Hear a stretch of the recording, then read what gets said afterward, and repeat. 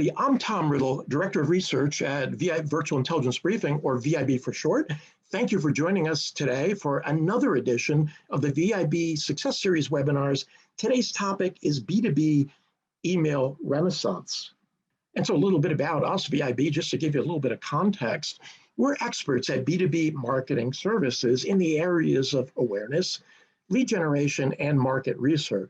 Some of our demand generation solutions are email services. We help you through our community of over 2 million IT and other practice areas professionals get your compelling calls to action to their inboxes in such a way that they click to open them. We have a very differentiated, refreshing new approach to appointment setting, turnkey webinars, content syndication, and an exciting new solution that one of our customers has called the most significant advance in virtual engagement since the webinar, our virtual networking forum. We also have a variety of market research solutions as well, including the State of the Industry program, which helps you take thought leadership into your own hands. A little bit further about us, our customers range from venture-funded or small startups up to multi-billion-dollar companies. And one of the keys to our success is our level of customer satisfaction, and you could see some of those metrics here.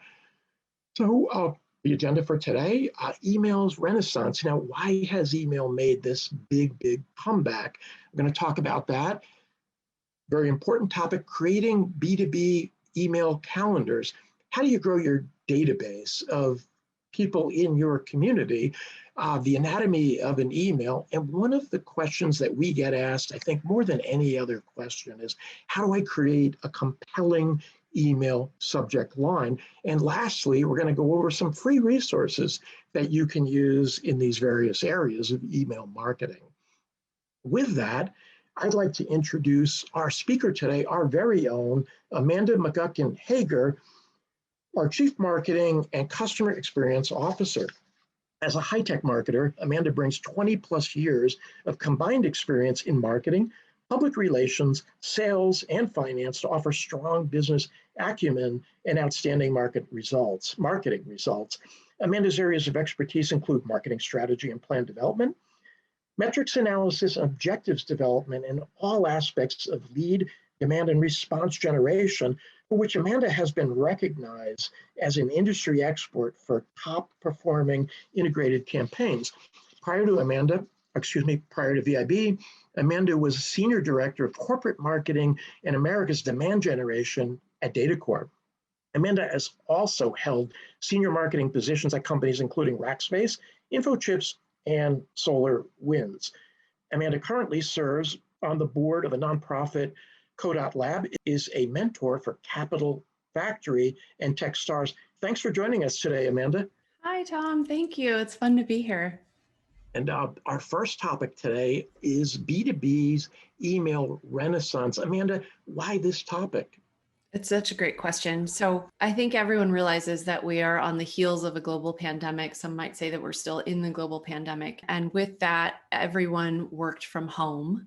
The rise of email, the importance of email came when people were no longer in their offices. They couldn't meet in person. They couldn't accept phone calls at their desk. And phone systems were often not routed, at least immediately, over to personal lines. And so email became the main mode of communication during that time. At the same time, I read a ton of market research reports. I collect them, I read them. I'm always interested in understanding what companies are asking in these surveys and in these reports, what kind of data they're producing and what their perspective on that data is. So, that sounds great. Now let's go through, Amanda, some of those data points. Yeah, as I've been going through life over the last year, I've been reading some of these research reports, and here's one from Epsilon, their 2020 email trends guide. So you can see email, the point I was trying to make earlier, email is a critical communication channel during the pandemic, just like I said.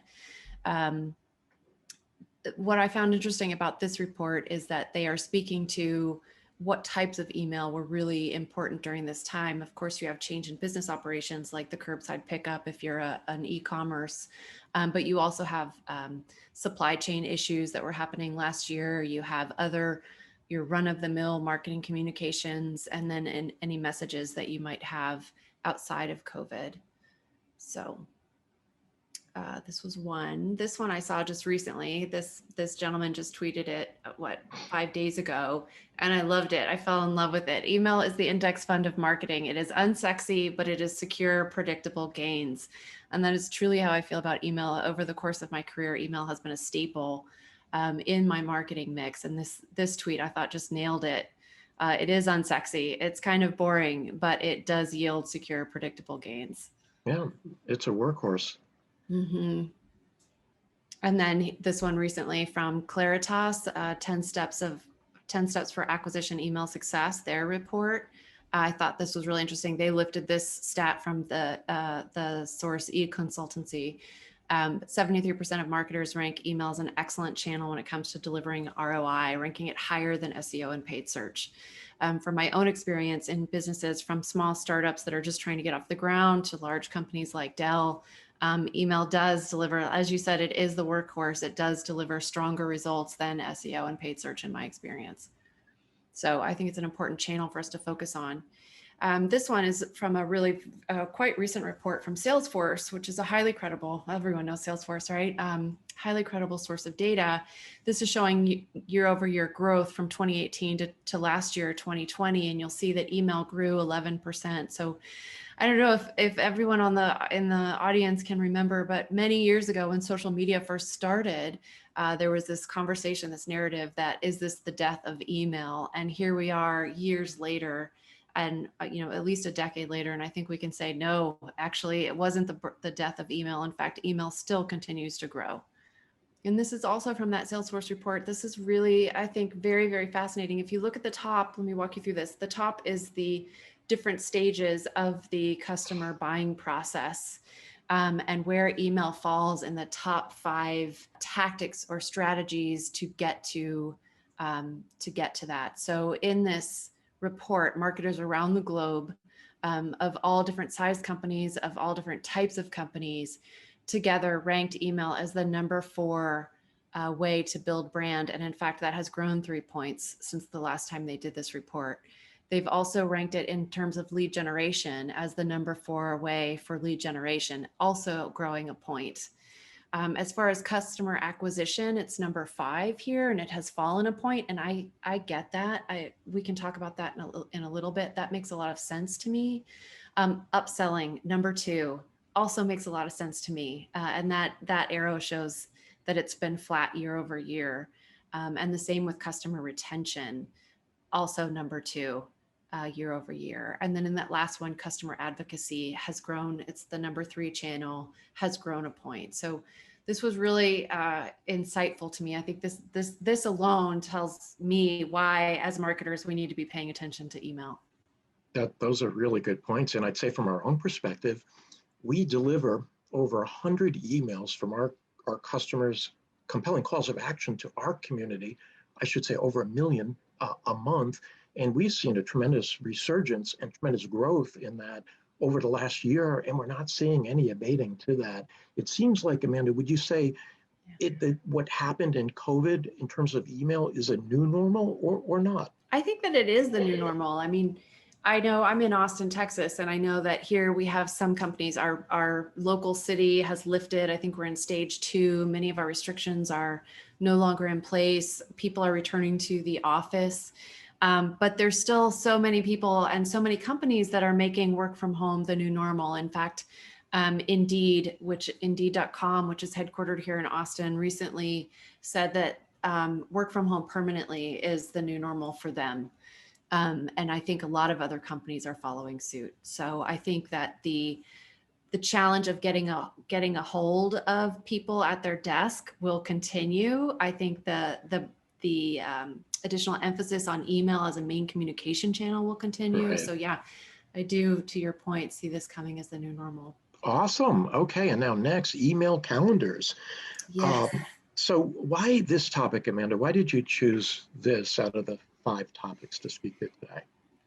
Well, I'll speak to my role as a demand generation marketer. So it's always been, at least I've spent a lot of time in my career as a demand generation marketer, trying to understand, what do we do with the budget what are the boulders that we need to communicate from a company perspective, and what's our lead goal, and how are we going to meet it?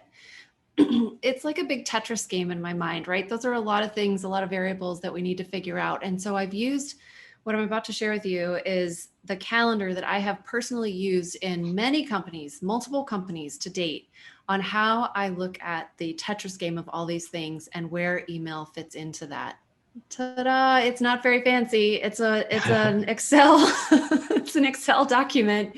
I'll tell you that quarterly planning is key. Sitting down and looking at the quarter in full is key in my experience, and that omni-channel messaging. So what you have here is the quarter at the top. You have each month of the quarter.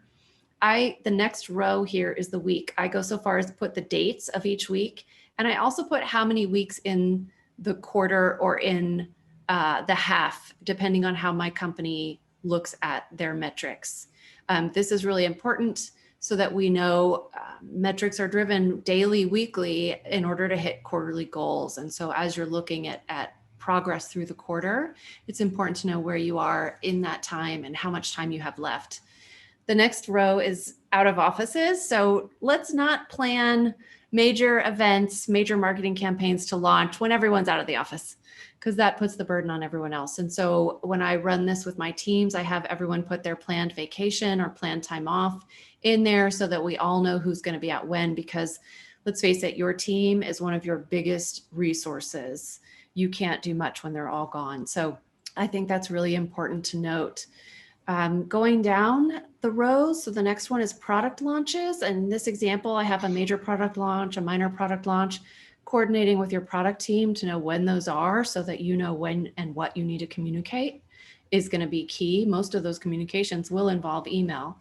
And then the next row is internal communications or internal events. So at many of the companies I've worked with, we have quarterly kickoffs, or we have company all hands. You may have big board meetings. You may have investor presentations. Those are the types of things that I put in that row so that we can all, again, understand the timing and what we need to do to prepare for those, and sometimes what we need to do as follow-up to those. The very next row, campaigns. These are your anchor pieces of content. These are most likely written by your marketing strategy, maybe your executive team, maybe your demand generation team, maybe your comms team.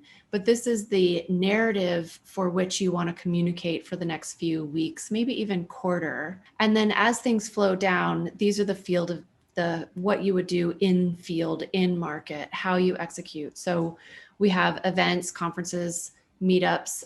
As we do return to normal, some big industry events are going back in person. A lot of them have been virtual this last year, but you'll want to place those. Those are rocks on your calendar that you don't really have control over. Those are the dates that you'll need to work around. Your own webinars, if you're hosting any, and then your emails, this line here, the email line, you'll want to know these. When we're talking about this line, I tend to look at this as my house email. It may be a portion of my house email, but it is a wide and broad communication, and it's generally a one-time communication. It's not an email series, it's not a nurture, it's not a sequence. These are sort of what I call the branded house emails. And I like to place those periodically, usually every week, because as a marketer, you want to beat a steady drum. I have worked with so many companies that things change, activities drop, small companies, something will happen, nothing happens for a while. And guess what? Leads fall. Well, that makes sense, right? You want to keep a steady drumbeat. Just going down, you have social media, ISR call outs if you have someone following up on the leads that you're driving, and content syndication. What pieces of content are you promoting in your content syndication programs? Okay, and now let's talk about growing your database, or growing your community, as some people refer to it as well. And Amanda, why this topic? I mean, we've only picked 5 topics for this. How did this one make the cut? When I first start with a company, one of the first things I do is look at the size of their email lists, their email universes. What does their house list look like? I'm working with a company now that I'm trying to understand, like, what is the size of their customer base? What is the size of their prospect base? What is their size of their communities in the US? What is the size of their communities outside the US? What is the size of their customers of X product line? What about Y product line? Understanding all of that helps me quantify where I want to spend my time and where we need to prioritize. It also helps me to understand what are those key things the company wants to drive. Let's say they want to drive customer expansion. Understanding what the list size for each of those customers is really important, so that we know how, what's our starting baseline, so that as we continue to grow that message, we continue to grow the database. Sales, if you've ever worked with a sales team, you've heard always be closing, ABCs, always be closing, always be closing. Well, I think marketing ought to consider adopting, always be adding to your database, right? Always continue to grow. Why? That database is your total addressable market. Those are the people known to you. There are others that are outside your database. Those are unknown to you yet. That database are people that are known to you that you can address. And that's a really important thing to understand. As you're communicating with these people, you are building your brand. Brands don't just grow overnight. They are, step by step, day by day, activity by activity, they are built. And that email database is one way to really build that brand, to grow awareness, and also deepen the equity with your brand. Just really ahead. Quickly, like a river, right? Like water, stagnant water gets gross, it gets stale, things start to grow in it that you don't want. The same thing with your database. You want it to be more like the river. You want flowing water through there. You want names in, names out. It's okay if people opt out. That's okay. As long as you're adding more at the top of the funnel at a rate the same or greater, then you're okay. It's all good. You want people in your database that are the most relevant to you, that are the most likely to respond to your brand offerings. Those are the whys you want to grow your database. That sounds great. We've got a lot of good questions coming in, so I look forward to addressing those in about 20 minutes. Good. Okay, now anatomy of an email. This seems like a very basic, fundamental, and important topic. Amanda, why did you choose this? Tom, if I may, can we go back to how to grow your database? Oh, I'm sorry. Absolutely. That's okay. There's a lot of different ways to grow your database. We talked about the addressable market that's known to you, and we talked about that market outside of your database that is currently unknown to you. Getting into that unknown to you, community or market is really, really critical. So how do you do that? Well, trading, it's a tit for tat transaction, right? I would like your contact information, and in exchange, I'm willing to give you X. Well, what is that X? Obviously, at this last bullet point here, free tools. If your company has any kind of free tools or can create a free tool for you, free trials is a great way. It's a great offering for a contact name. Any high value content. Tom, you mentioned the state of industry reports. That's a high value content that you can gate. And in exchange, I do it all day long with these market research reports. I'm giving them my contact information in exchange for their research report. That's a great transaction, equitable transaction. Webinars, promoting your webinars, media coverage. Don't forget PR. PR is a great way to drive people into your website where they will find something like the free tool or free trial. Now, that's attracting people into your database. How do you get outside of your own database? Well, third-party programs are the best way to do that, right? Industry trade shows is the best example I can think of. When you sponsor or exhibit at a trade show, you pay X number of dollars, and you may be able to scan as many people as you can at your booth, or you may actually get the list of everyone who's registered, depending on how that show is set up. That's a wonderful way to add names to your database. The other way are third-party programs, working with other vendors. You have content syndication vendors, which in full transparency, VIB is a content syndication vendor, right? Third-party webinars. Maybe you go out and work with a vendor to do a hosted webinar, which in full transparency, VIB offers that service as well. But these are great ways to get names from other people's database registered into your database. So that sounds great. And so anatomy of an email, why this topic? Anatomy of an email is really important because they're just some basic things that I look for. I think emails are so critical and everyone approaches it differently. I have my preferred favorite way to do it just because I've seen that it works. And that's what I wanted to share today. There are certainly many paths to that destination. What I want to share with you is the path that I generally take to that destination. This is a DataCore email, obviously. I helped design this email when I worked with DataCore. I no longer work with DataCore, but I just got this email recently and I was reminded about how much I love this outline. So let's talk about it. One of the first things in the top corner, that top arrow there on the left, is the logo. It seems simple. I've seen companies not include a logo. And remember, going back to that brand building, that logo, your logo is so critical. Don't put your mark, don't put your colors, put your logo, put your name, so that people can build that association and build that, that brand awareness and brand equity. The other thing I love about this is the top right. You have a persistent try it now. That is this company's main call to action, and they have that front and center. So even if you don't scroll down to the bottom, it's right up there. And if interested, your reader can push it and click through that button to your main call to action. So I love that. You have the hero image and the content, the body content. It's one message. I think the singular message does really well. I learned many years ago, about 20 years ago, I learned in email, if you have more than one link, it creates a sort of analysis paralysis and people just don't know where to click, so they don't click. Having a singular message with a singular call to action or singular focus is really great, in my opinion. Now, we can argue, we do have the webinar call to action here, and we have two. We have the recording and the presentation. I think in this example, that's okay. It's still pointing to that singular webinar. We could also say, well, you have the webinar and then you have this persistent try it now and at the top and then again at the bottom. I think that's okay too. As a demand generation marketer, if try it now is my main call to action, I put that thing everywhere. I want it everywhere. I want it as many places as I can put it so that if and when somebody is ready, they can click. It's that simple. You don't want them to hunt or make it hard. The other thing at the bottom here that I really like is this short paragraph about what this company does and the value proposition of this company. Again, from a branding perspective, that's so critical. Yeah, so this is just a really good example, I think. Great. Of the anatomy. Okay, now subject lines. As I mentioned earlier, this is one of the most often asked questions of us.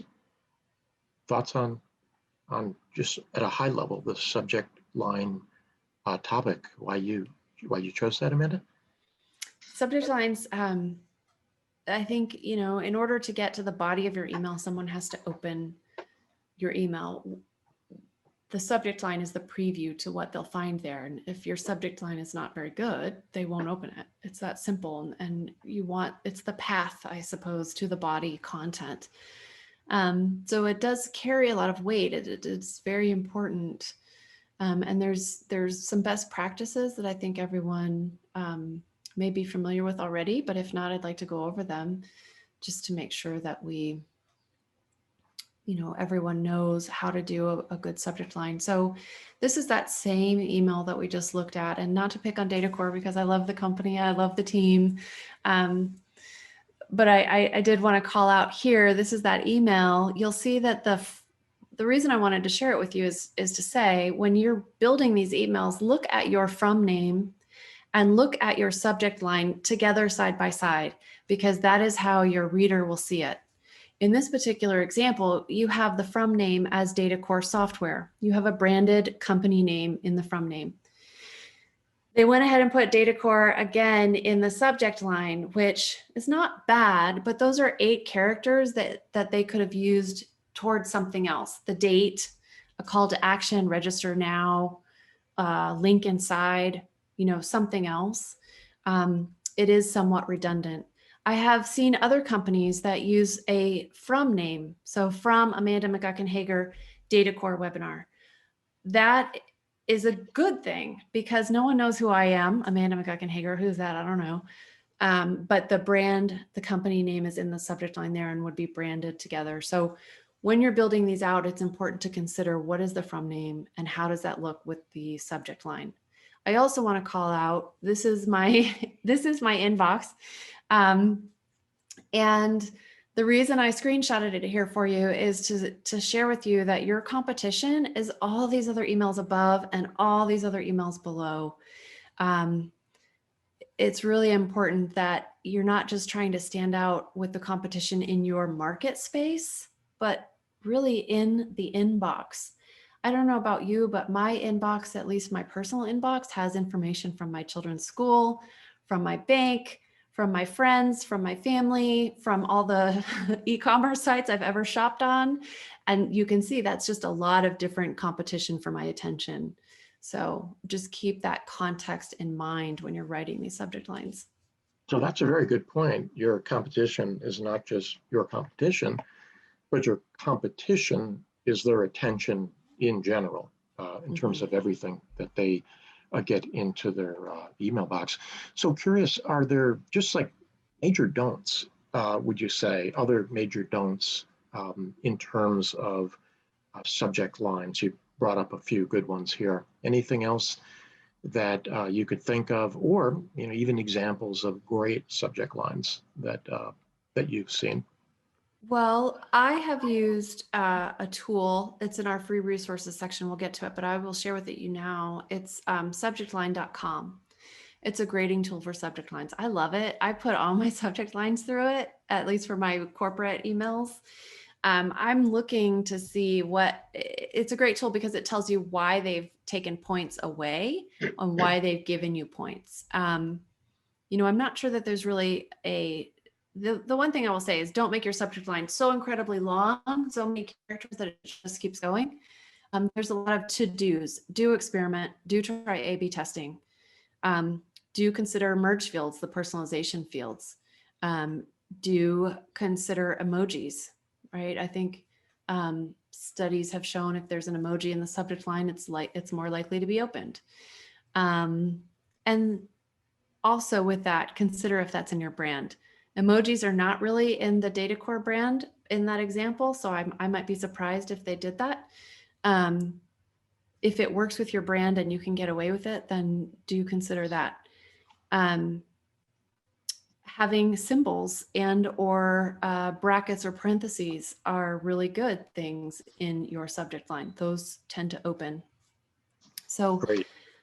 I'm not really sure about don'ts, but except other than being really, really long. There are a lot of things to try.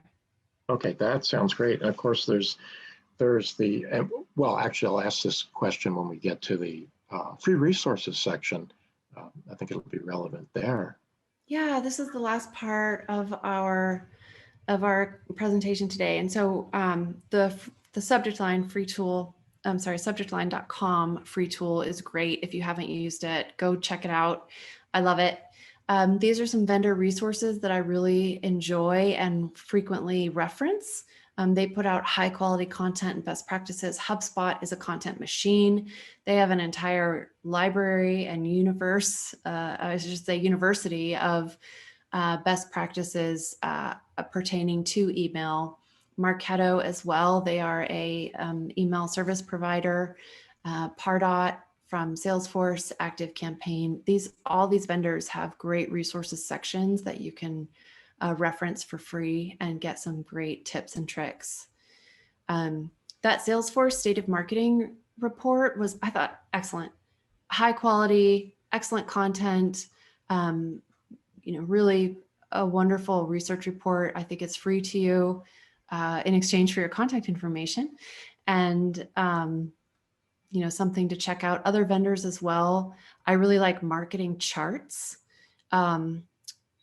Is it Martech Council? They put out some great emails as well. CMO puts out some great content. So check out the market research put out by different publications and vendors there. Outreach is a sales tool. They have a wonderful resource for one-to-one emails from sales. If you're writing any sequences as a marketer, if you're supporting your sales team by writing sequences on their behalf, Outreach has some great tips and best practices to look up. And then I have found a lot of value in the marketing automation user groups. I don't know if you have time, if you can go virtually, if you can go in person, if they're hosting those, but your local region, your local area may have a Marketo user group. They may have a HubSpot user group. Be a part of that community. Those people will have some great tips and tricks on what works in email. That sounds great. So a question that came up from the audience here is that if everybody is using these tools, are people sort of converging on the same subject lines in one way or another, such that they're not differentiated? They have less of ability in order to stand out, and compete for that attention of somebody receiving tons of emails every day. We do tend to operate like a school of fish, right? We kind of all go like group together. So it's a good observation, a really astute observation. Again, it's possible. However, remember what I was saying about your competition is every other email in the inbox. The likelihood of being stacked up against others using these same tactics, is unlikely. Most likely you will be from other, coworkers. You'll have calendar invitations. Those will most likely be what's around your email when you send it in B2B. That's good question. That sounds great. So it sounds like creativity, serendipity, experimentation is still extremely critical to coming up with new subject lines. And if I'm getting this right, if I'm hearing right, these tools help you stay within those guardrails of best practices and optimize the results. So I've got a bunch of questions here coming in Q&A. And it's interesting, we've had 4 questions around the spam topic. So let's discuss that. One of them is landing in the spam folder inevitable? What can be done about this? That's a great question. It's possible to land in the spam folder. I don't think it's inevitable. There's a lot that goes on the whitelisting and sort of the deliverability that I am not an expert in, and I feel like I would fail you if I offered you any advice on that. However, there are good resources out there. And if you are in this audience and you have resources for deliverability, I encourage you to share them with the group in the chat or the QA. The other thing I know, VIB, as you said, Tom, we send out over 1 million emails. We have worked very, very hard, and not me, but the operations team working with the deliverability and the white label. So that's something that I know that we offer for our clients, is the ability to bypass the spam folder by being, working with our vendors on the deliverability, the technicalities of the deliverability. There are some things that I do know, like don't send attachments because that's a flag. Don't buy lists because inevitably there'll be a spam trap in there, which will get your IP blacklisted. And by buy lists, I don't know if you get those emails that are like, hey, I've got a list of all these users, or I've got a list of all these people that went to this trade show. Do you want to buy it? Those are all spam. Don't do it. Don't do it. So here's a couple of kind of really interesting, maybe more tactical questions, kind of that nitty gritty that's important to understand. What is a good email open rate in your opinion? That's a good question. I guess that would vary, right? Depending on what you're looking to accomplish. Yeah, and I saw this in one of the research reports yesterday I was looking at, and I thought I should grab that for the presentation, and I didn't, and I'm sorry. What I know to be true is around 17% is an industry average. That's what I look for. Anything above that is a high quality open rate. Anything below that means that something might be going on. I also know that open rates are somewhat relative to list size. So if you're sending it to 10 people and you have a 50% open rate, well, it's still only 5 people. If you're sending it to 1 million people and you have a 12% open rate, that's probably pretty good because given the volume of the send. So there's that to keep in mind. There's also to keep in mind, are you a B2B company? Are you a B2C company? Are you sending it on Monday morning? Are you sending it Wednesday afternoon? There's all those different variables which can affect the open rate. But my gut and go-to sort of benchmark internally is 17%. That's what I look at as the target. That's great. It sounds like targeting is really important as well. If you're sending these emails to the wrong people, you're going to have a much lower open rate from that. And of course, it sounds like, again, your subject line is, of course, critical Just a second. that. So let's see. Here's another interesting question that I wouldn't be able to answer myself. Do you have any recommendations for cold emails? Cold emails. Trial and error, I think, is a big component. We talked about the from name. In cold emails, it's probably worth trying a from name from a person and then a from name from a company, and see if your company has any brand equity in the market already. Then you're a step ahead. If not, then it might be worth double checking between those two. I think your subject line as well. Always trying to write your subject line as what's in it for me. It's an adage that I know our founder, Sean, uses. I learned it 20 years ago as a radio station, back when FM radio was a thing. WIIFM is how I know those acronym, as if it was a radio station.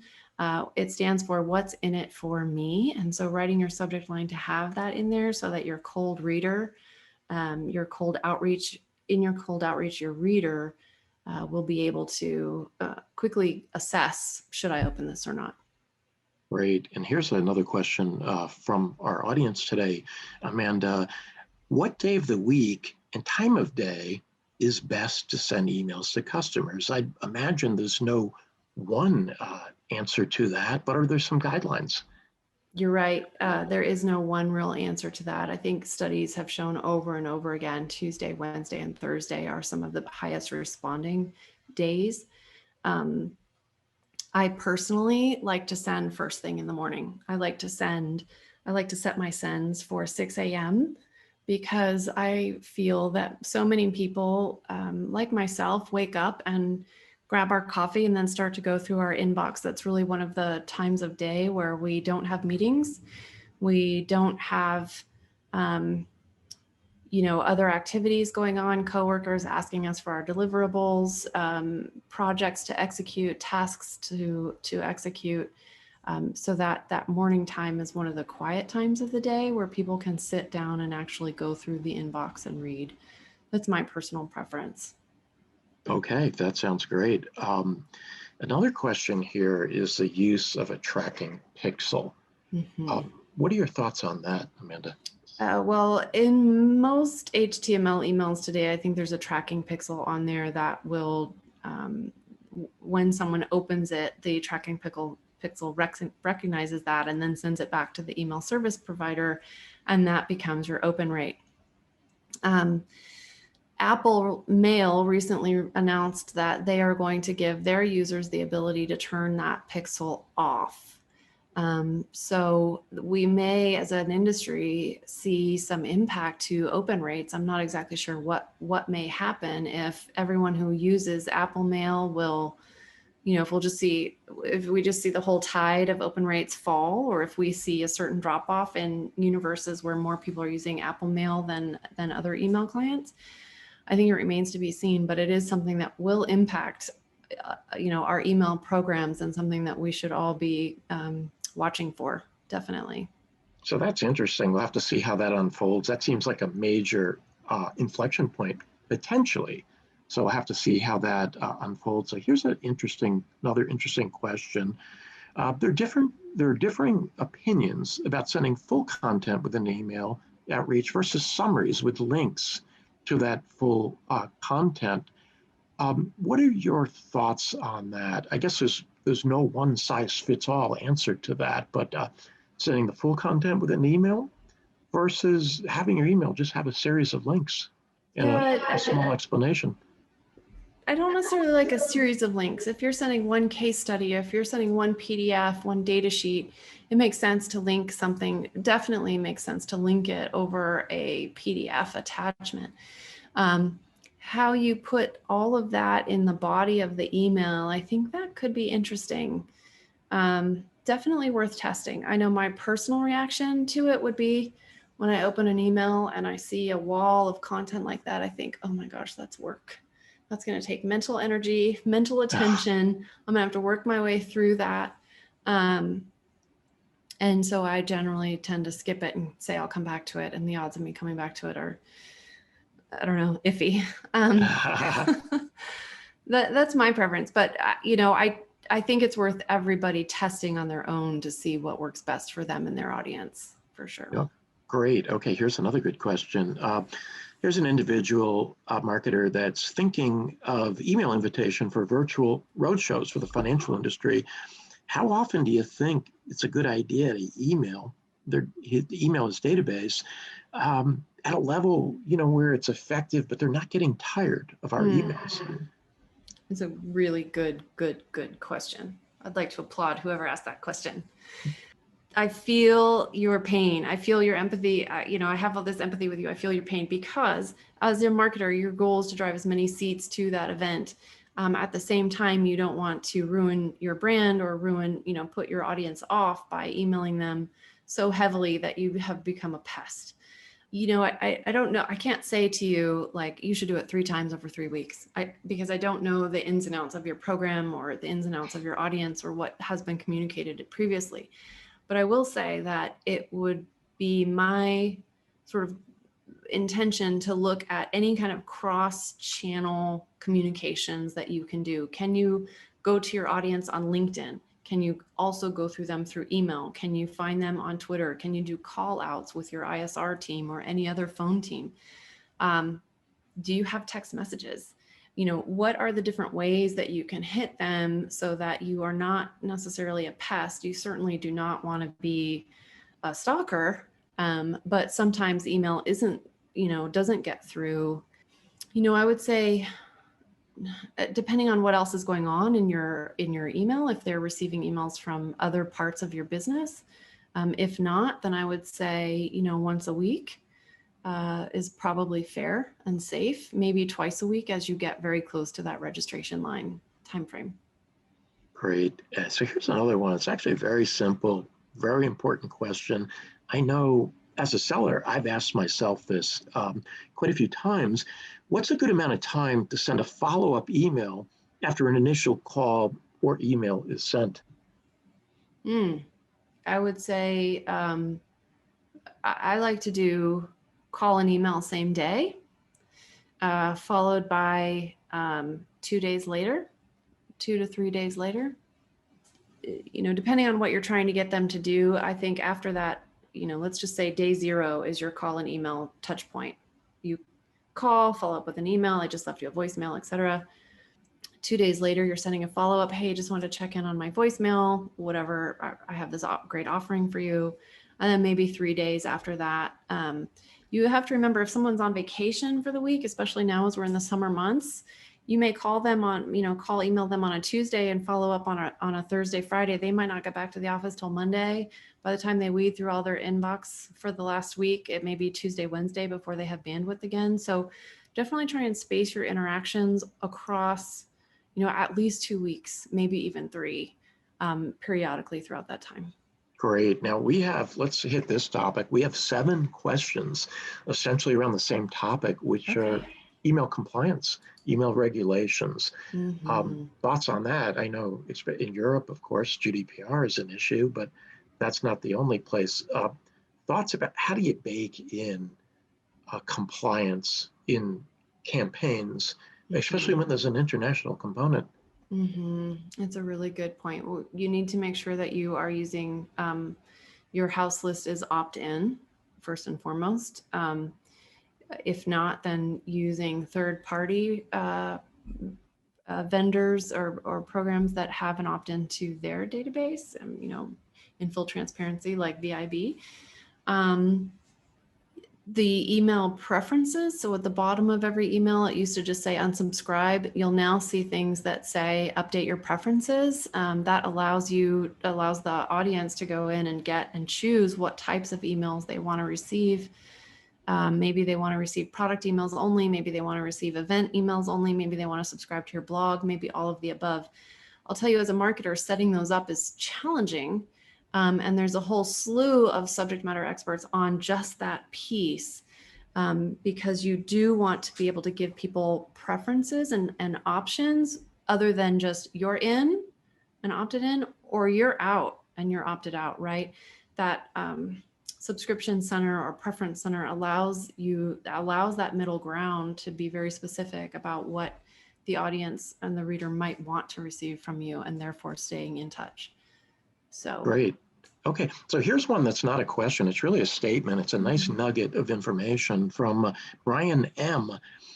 He says he likes to say, when it's sending out an email, if I've not heard from you in the next week, I'll reach out again or give you a call. So I thought that was an interesting input from our audience. And that gets me to remind everybody that, Amanda is doing a great job sharing her experience and answering your questions, but also feel free to chat if you've had things that have worked for you specifically. And we have a couple minutes left at the end. We'd like to pollinate your best thoughts to the rest of the audience here today as well. So feel comfortable with that. Just a little bit of housekeeping. One individual has asked, will the recording be made available to all attendees? And that's the case. The recording will be made available to everyone as well.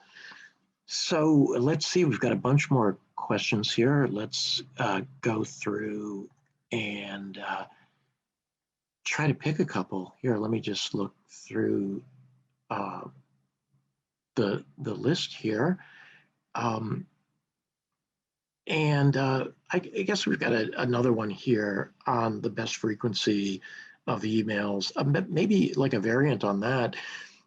With a cadence, for instance, like a multi-channel campaign, I mean, how many emails would you typically have in that overall campaign, regardless of how they're spaced across? Is there any rules or thoughts on that? Yeah, when I'm looking at an integrated campaign, I'm looking at the anchor piece. We talked about that in that calendar. I'm looking at the anchor piece to say, let's say that it's a research report, for example. I'm then looking at how many ways can we share the information in that research report. So many people learn so differently. Some are visual learners, some are audio learners, some need to read it, some need to see it 3 or 4 times. In fact, I think many humans need to see it repeatedly in order for it to kind of sink in. When I'm looking at an anchor piece of content, I'm thinking about, can we make this into an infographic and send an infographic? Can we pull out certain sections of this report and send that? One of the things I think companies often overlook, and it's low-hanging fruit really, is when it comes to research reports, here's the data, but what's our perspective on that data? How do we interpret that data? What does that mean to us? And what do we think it means to our readers?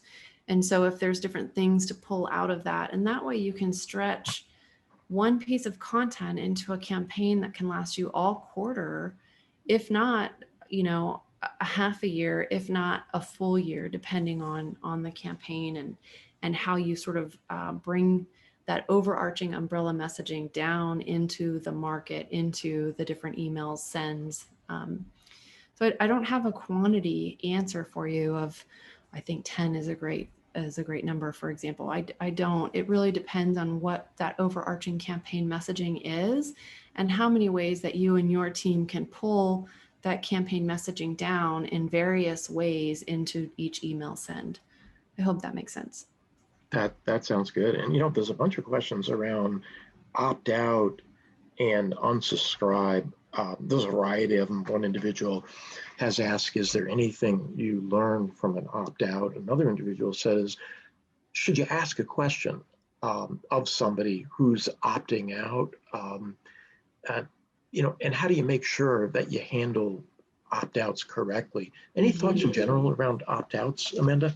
I think, I will say I have, opt-outs are a marketer's best friend in that if our content is no longer relevant to you, we certainly don't want to waste your time, and we don't want to waste our time either. So some people get really worried about opt-outs. I tend not to. It's okay. We can part ways, and it will be okay. Is it good to ask a question? I think if you are interested in understanding why they're opting out, it is good. You've seen, I'm sure you all have opted out of things where they say too many emails, this is no longer relevant, I never asked for your email, etc. I think there's a good standard set of questions there that we could leverage and lift if you wanted to. To me, it's 6.5, one dozen the other. I don't necessarily concern myself with why they're opting out, but some others do. It is relevant in some other markets and some other places. So I think that's important. There's a second part of the question that I don't fully remember. Did I answer that question completely? I think you did. Yeah, Okay. no, that covered the subject of opt-outs pretty well. So a question that I'd have, and if we do this, so it's somewhat self-serving, but I think it's educational for the audience. Amanda, in your experiences, when do you work with a third-party email provider who reaches out from their own list? When do you not? And how do you know whether it's a good provider to work with or to not work with? I think references, referrals, at word of mouth, asking other marketers what have worked for them. Have they used someone in the past? Would they use them again? Those are really critical questions. You can ask the vendor for references as well. I think that is fair and just. if it concerns you, I think it's a reasonable question to ask your vendor, especially if you're considering working with them. Yeah, those are two things that I would employ right off the bat. You can also ask the vendor for, their metrics. Do they have any metrics they can share on their success? Right. And where are some cases where you personally used third-party providers, and why? I'd imagine to, expand beyond your own community. But any thoughts on that? Yeah, when your list is small, when you're just starting out, you may have a list of, 5,000 or 10,000 people. That getting that momentum rolling on your list, you remember momentum builds upon itself. And so when you're first starting out, that momentum can be very challenging. That is a great time to be working with third-party vendors, either conferences, trade shows, events, whatever you can do to get more names in your database. Also, if you're a large company and you have a huge database and it's really hard to slice and dice and cut, or you're offering a new product line that opens up new personas, or you are entering into new geographies, or you're doing some sort of territory piece, or you're doing some sort of account-based marketing. Those are all really good and compelling reasons why and when to work with a third-party vendor to help augment your own database. Great. And another question here is, how about including videos in an email, where a salesperson will introduce themselves? Is that kind of hokey, or is that effective in any way? Do you remember seeing a lot of those a few years ago where they would hold up a sign that says, "Hi, I'm Amanda, and I have a question for you." And I think as a receiver, we were somewhat obligated. I'll tell you that I don't see much of those anymore, which tells me that maybe that tactic either grew stale or wasn't as successful as some had hoped. I will say, yesterday I got an email from a vendor that was like a Loom video. It showed the product, and it had this guy talking, and he was telling me about the product, and asking me some questions about it. And I have to say, I really appreciated it. It was a really good email, so much that I responded like, "This was great. Thank you." So I do think that there are ways and places. I don't know about embedded videos. I don't think embedded like YouTube videos are very strong. GIFs, people love GIFs. You know, that little bit of movement is very attractive to the eye. So I think GIFs probably do better than videos. But if you are considering a video, consider something like a Loom video where you have a screenshot and a little speaking, talking head in the corner. That sounds great. And we've got about 1 minute left here. And I want to thank everybody for joining us today. And I want to remind everybody that you will receive that gift card within 7 days.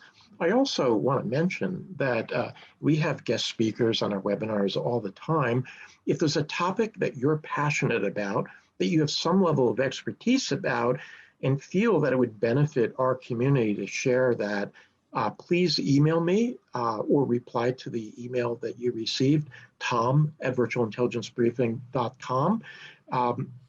We're always interested in getting fresh perspectives delivered to our audience from practitioners in the marketplace. So please do that. And I guess the last thing I want to state is, again, thank you for joining us today. And Amanda, thank you.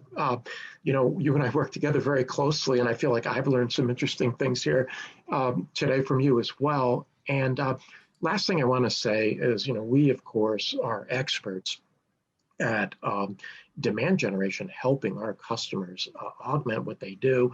And it really comes down to a couple of simple things. And I think from a customer satisfaction, I think our founder and CEO, Sean Shea, puts it best. This is not some elaborate, kind of fake, artificial mission statement. It's really simple. It's hard to fail in business if your customers are happy. And why are our customers happy? It's about results, for one. At the bottom line, that's what it is. And how we do it is we have this very large, engaged community that respects our brand of over 2 million members across virtually every domain that's represented of individuals that are on this call today. And we understand that science of deliverability, how to get those emails into their inboxes. We have over 10 years of experience with that. So if you have a need, please reach out to us in terms of any demand gen service that you're looking for. A good use case is a couple of weeks from a webinar and you have that sinking feeling that you're not getting enough registrants. That's something that we can help you with.